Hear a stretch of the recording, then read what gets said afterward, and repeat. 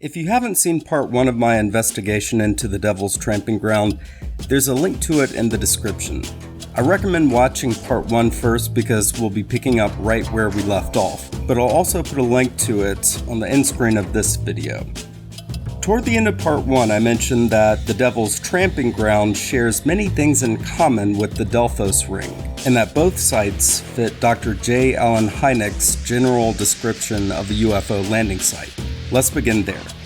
According to Dr. Hynek, a landing site will usually be a circular patch, uniformly depressed, burned or dehydrated, or a ring of 30 feet or more in diameter.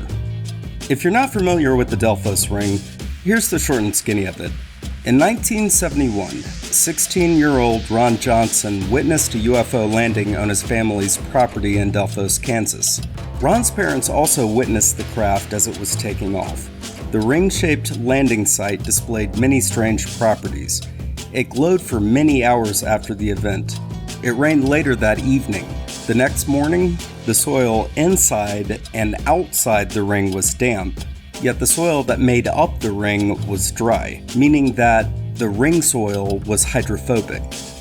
Something had changed the soil, giving it water-repelling properties. The ring soil also seemed to be mixed with a mysterious white chalky substance. The family dog acted strange after the event. The Johnsons' sheep would repeatedly jump out of their pen and try to escape as if they were no longer comfortable being in the area. This photograph was taken 3.5 years after the incident. No new vegetation was able to grow in the affected ring area for many years. I tried to find out if the ring is still barren today, but I couldn't find any information one way or the other on that.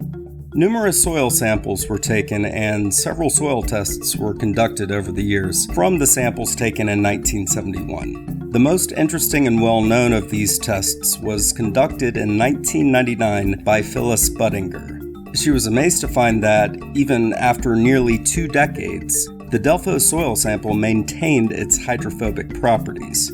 The material responsible for the hydrophobic properties was an organic substance Budinger identified as fulvic acid.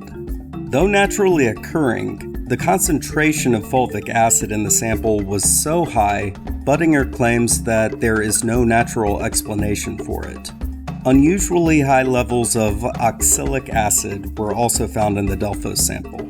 In addition to this, just like the soil from the Devil's Tramping Ground, soil samples from the Delphos ring were found to be completely sterile.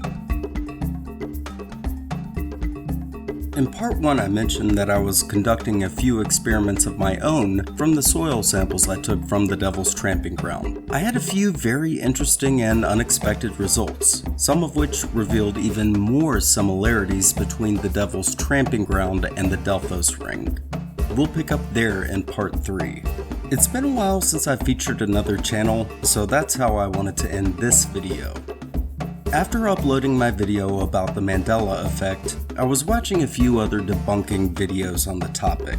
That's how I came across JENNA-LEE Rose. Her channel is fairly new, but I was immediately impressed with the quality of her work. What impressed me the most was the scientific manner with which she addressed such a hotly debated paranormal topic.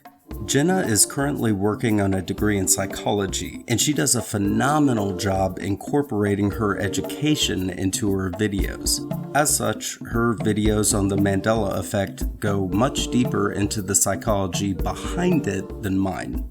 As YouTube is becoming increasingly inundated with sensationalized pseudoscience and a general blatant disdain for conventional science, coming across her channel was like a breath of fresh air. But aside from that, her content is genuinely entertaining.